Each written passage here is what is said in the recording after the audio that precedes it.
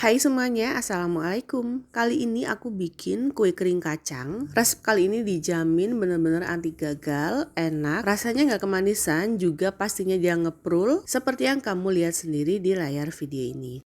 Cocok banget nih untuk hidangan lebaran ataupun di hari-hari besar untuk hidangan atau suguhan di rumah. Sebelum memulai, jangan lupa untuk klik tombol subscribe bagi kamu yang belum subscribe. Nah, jadi gimana sih cara membuatnya? Aku pakai bahan apa aja? Wajib simak terus videonya sampai selesai. Keep on watching.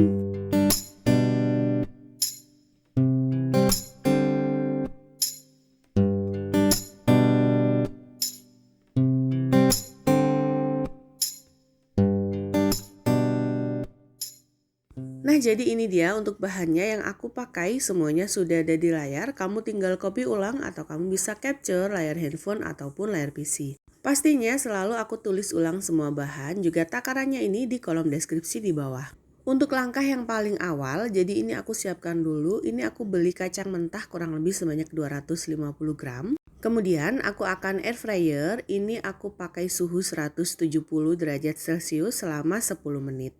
Selain menggunakan kacang seperti ini juga bisa pakai kacang mede ya. Dan ini dia setelah 10 menit hasilnya dia sudah matang, warnanya juga sudah agak kecoklatan. Tentunya selain di air fryer juga bisa banget disangrai atau digoreng tanpa minyak sampai dia berwarna kekuningan atau kecoklatan seperti ini. Nah, setelah dingin aku akan blend sampai dia halus seperti contoh di video ini. Dan setelah selesai kita sisihkan terlebih dahulu. Di mangkuk aku siapkan tepung terigu protein rendah, kurang lebih aku pakai sebanyak 500 gram. Aku tambahkan juga dengan garam, kemudian masukkan kacang yang sudah kita blender tadi. Masukkan gula halus, ini aku pakai gula pasir yang aku blend, jadi ini benar-benar halus, bukan pakai gula donat ya. Nah, setelah selesai aku tambahkan juga dengan vanili. Lalu aku masukkan juga dengan 2 sendok makan susu bubuk. Aduk sampai tercampur rata.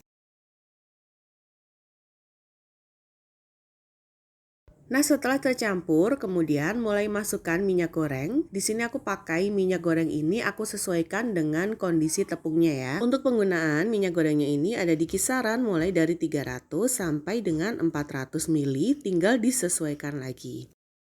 Jadi karena tepung terigu itu beda-beda ya di masing-masing tempat. Kalau masih ambyar bisa ditambahkan lagi sedikit demi sedikit sampai dia benar-benar konsistensinya dia sudah padat dan pada saat kita bentuk dia juga sudah siap.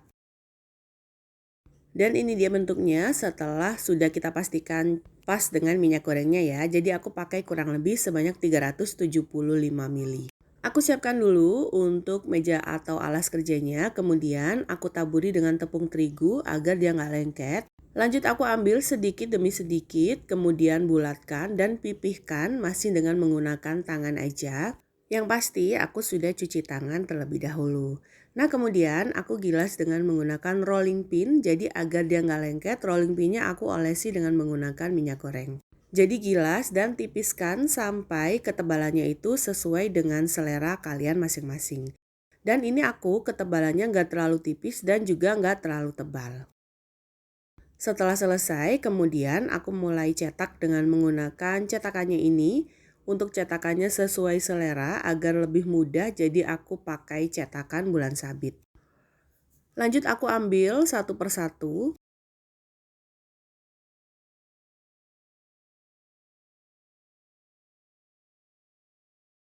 Dan ini dia hasilnya setelah selesai dicetak.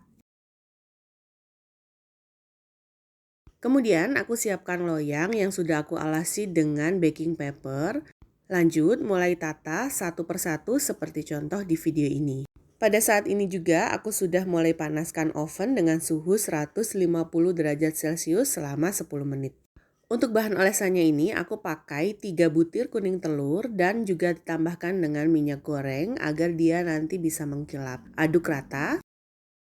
Dan setelah selesai, oleskan satu persatu di atas kue kacangnya ini sampai merata di bagian atasnya aja.